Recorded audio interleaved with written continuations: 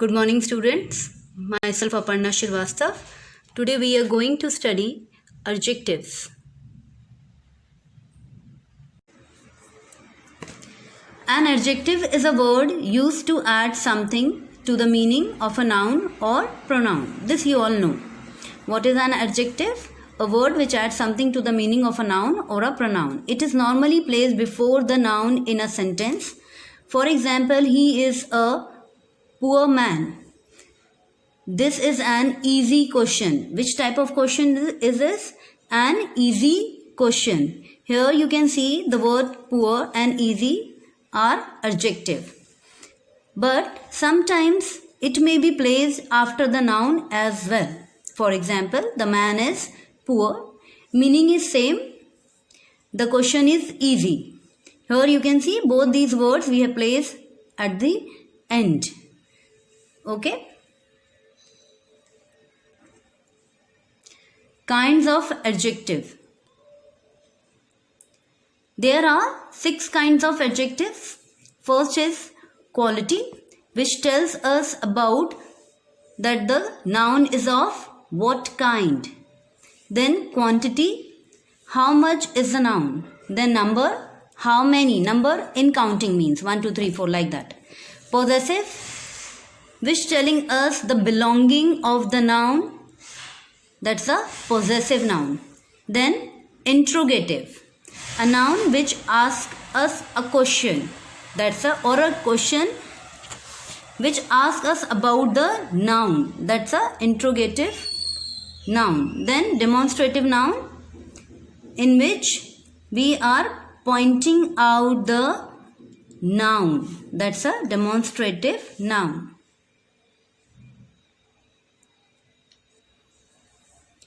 Here, adjectives of quality. It describes the quality of a person or things. For example, Rima is a beautiful girl. So what kind of girl Rima is? She is a beautiful girl. She told a funny story. What kind of story told by her? A funny story. So adjective of here beautiful and funny are the adjective of quality, which are telling us about the quality of noun. Girl is a noun and story is also a noun here. Then adjective of quantity. It specifies the quantity of a thing. For example, we have enough food for a month. I need some water. Here enough and some. These both the words are the adjective of quantity, which are telling us the quantity of the noun. Noun is food and water. You know it very well. We cannot count the water and we cannot count the food even. So these are the words which are telling us about the quantity which we are using to express the quantity of the noun. Then adjectives of number. It tells how many persons or things are meant. Adjective of number, of course, we can understand by the name only that we are talking about the counting 1, 2, 3, 4, 5 or many also. Like for example, 5 passengers got into the bus. How many passengers got into the bus? 5. Many friends help me. How many friends help me? Many friends. But I can count my friends. Of course, here I have not mentioned the number, but I can count my friends. It can be further classified in the following ways. Adjective of numbers can be classified in the following ways: cardinal numbers and ordinal numbers. Cardinal numbers, which are telling us about the exact number of a noun, like 40 rupees, 8 books, etc. Ordinal numbers, which are telling us the order or the rank, like first position or third house. Okay, let's move ahead. Next is distributive adjective. Refers to each one of a number taken one at a time. Every book, each child. Distributive means the word which tells us about the distribution of the noun. Every book, that means each and every book. Each child, that means every child. So it's a distributive adjective. Indefinite adjective do not denote exact number. Some, children, any, dresses, etc. Here we are not sure about the number of the noun. But some, children means some. We don't know 1, 2, 3, 4, 5. How many? Any, dresses. Okay. Next is demonstrative adjectives. It is used to point out some persons or things. This book is very good. Which book is good? This book is good. So here this is a demonstrative word which is describing the noun. So it becomes a demonstrative adjective. This book. Book is a noun. This is a adjective. Then these walls need to be painted. Here these is an adjective and walls is noun.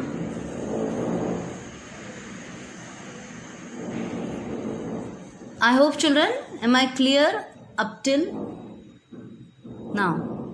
Up till here. I hope children, I am clear up till here. Next is interrogative adjective, an adjective which, when used with a noun, ask a question is called interrogative adjective. That means an adjective which asks us about the noun. That's a interrogative adjective. For example, what question did the teacher ask? Here the word what is an adjective. Next is which umbrella is yours? Here you can see the word which is an adjective.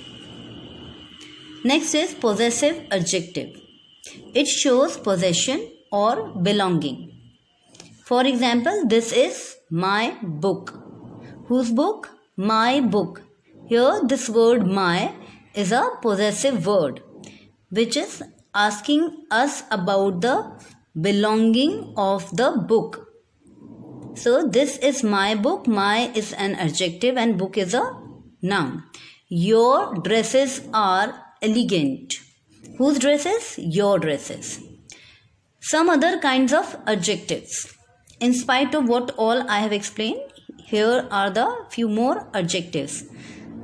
Proper adjectives. An adjective derived from a proper noun is called a proper adjective. For example, Italian food. You know it very well. The word Italy is a proper noun, name of a country.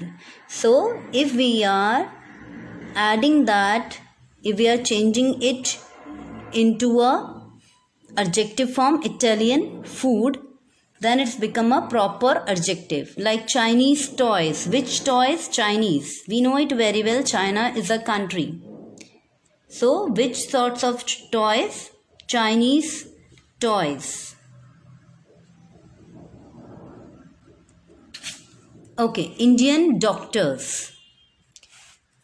Which doctors? Indian. Indian doctors. So here word Indian is an proper adjective. Okay. Let's move to the next topic. Okay, one more thing. Proper adjectives are in fact adjectives of quality also, which are telling us about the quality of the noun. Here the word doctor is a noun. Which sorts of doctor or which kind doctors are belongs to which country? Like Indian doctors. So here Indian is a proper adjective and doctor is a noun.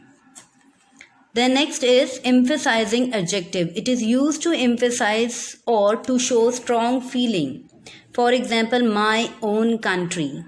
Emphasizing means putting stress. Okay, that's the emphasizing. So, whose country? My own country. The very word. Very means the every word. The very word. So, here the word own and very are the emphasizing adjectives which are putting stress on the strong feelings here. Next is degree of comparison. You know it very well. There are 3 degrees of comparison, children. Positive degree, comparative degree and superlative degree.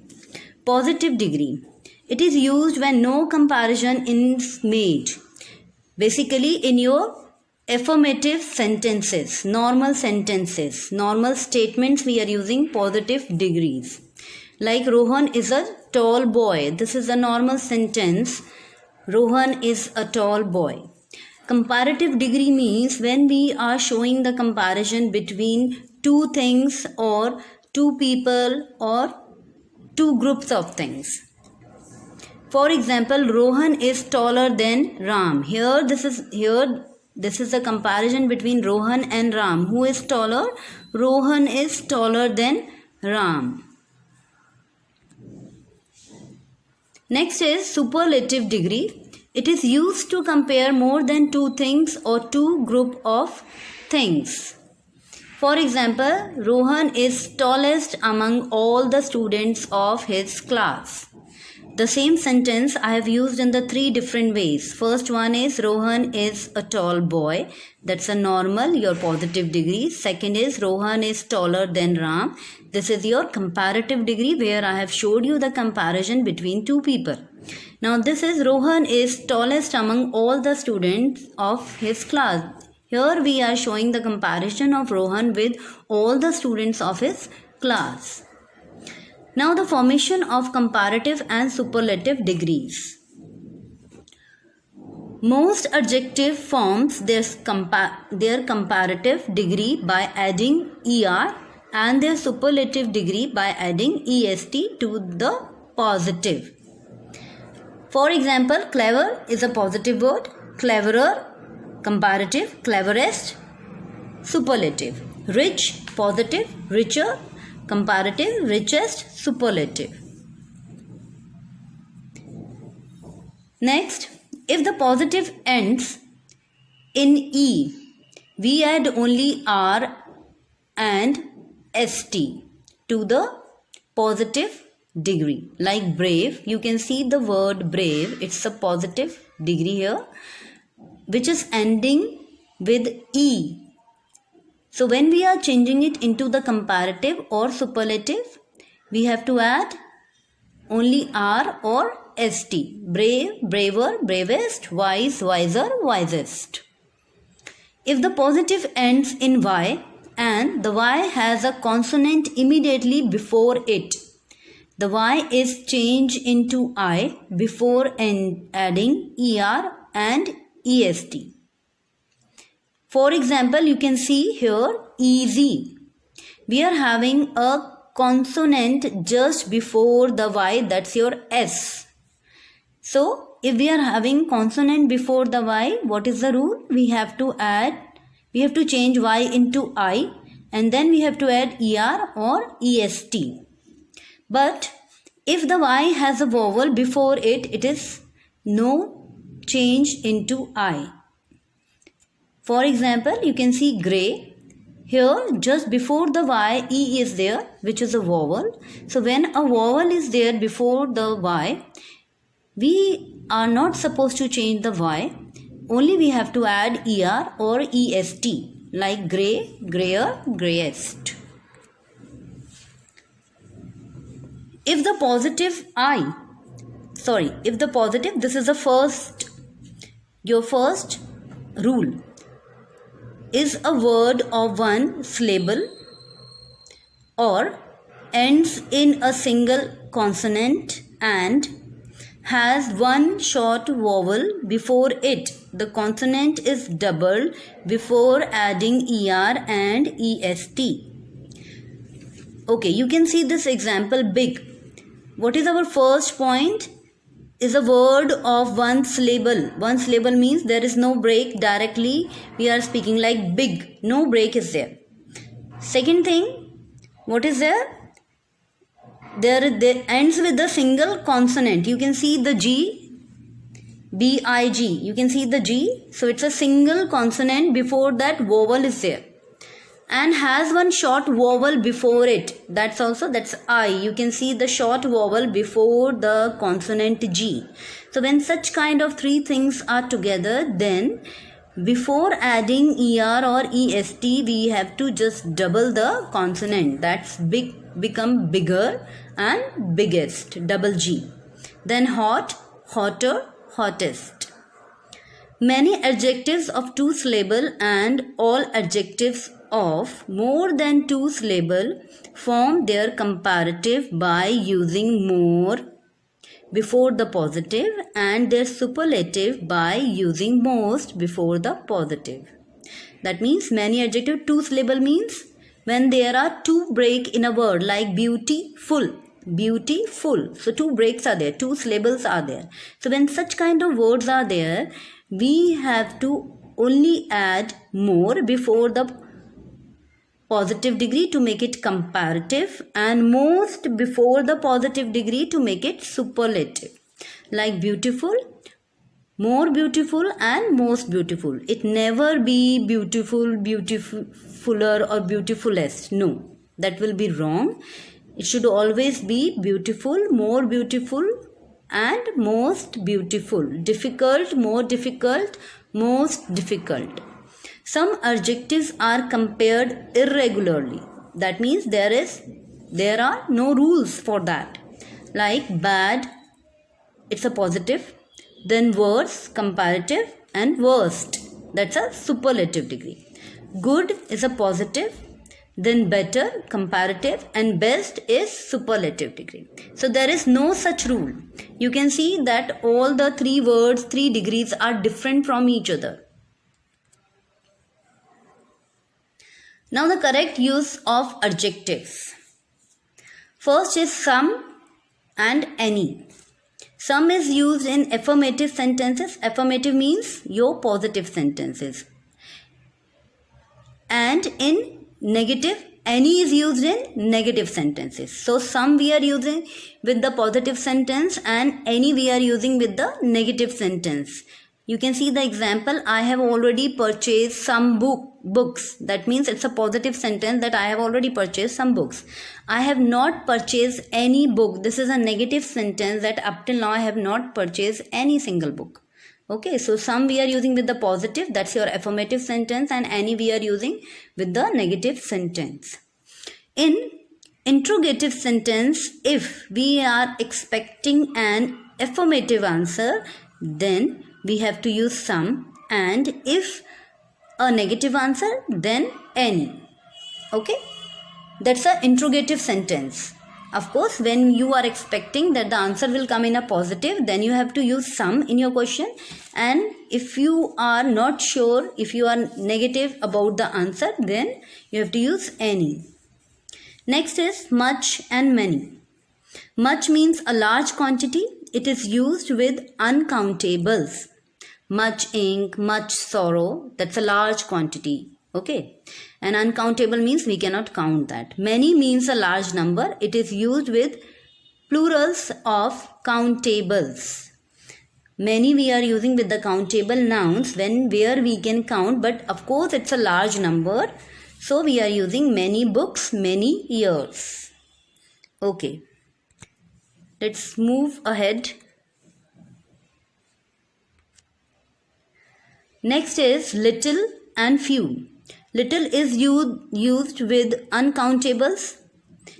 Few is used with countables. Okay, this is very simple. Always remember this thing. When you are talking about uncountables nouns, you have to use little, and when you are talking about countables, you have to use few. Little help, little hope, few friends, few books. Here you can see friends you can count, books you can count. Okay, but we are talking about very little quantity there. That's why we are saying few friends, few books. And little help, little hope means these are help and hope are uncountable now. Then little, a little, the little. Little, almost none. I have little money. I cannot buy chocolates for you. That means almost no. Then a little means at least some. I have a little money. I can afford to buy a chocolate with it. That means I have some money, little money I am having, so I can afford a chocolate.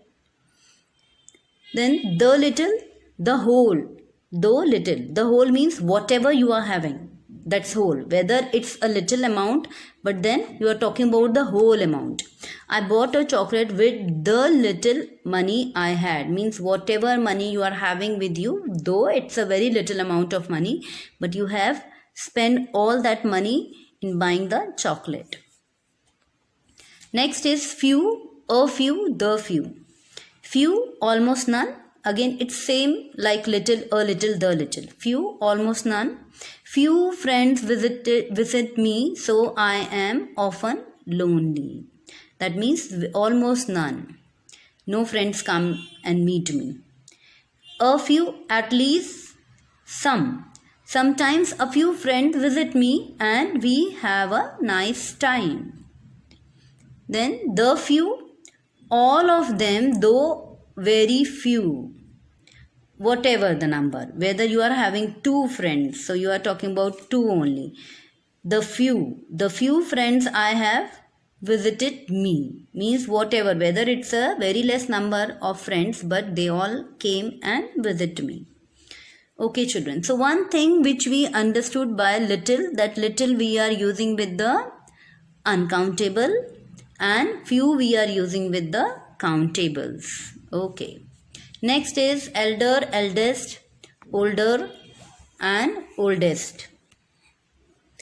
Elder and eldest are used with close family relations like daughter, son, sister, brother, etc. Like my elder brother Suruchi is older than Vandita. That means with the close relations you can use elder and eldest. Older and oldest denote age. They can be used with both persons and things. Rohan is older than Pankaj. So here we are talking about the age. This is the oldest pair of shoes I have. So here we are talking about the thing. So with the thing and with the person, when we are talking about their age, then we have to use older and oldest, and with the close relations of the family we have to use elder and eldest. Then later, latest and last. Later and latest denote time. Later and last denote position.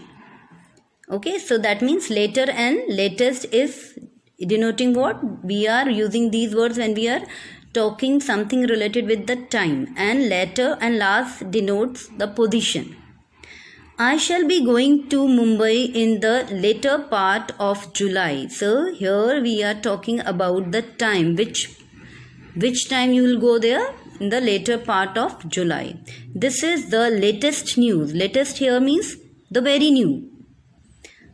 A team entered the finals. The latter won the match. Here we are talking about the position, that they won the match.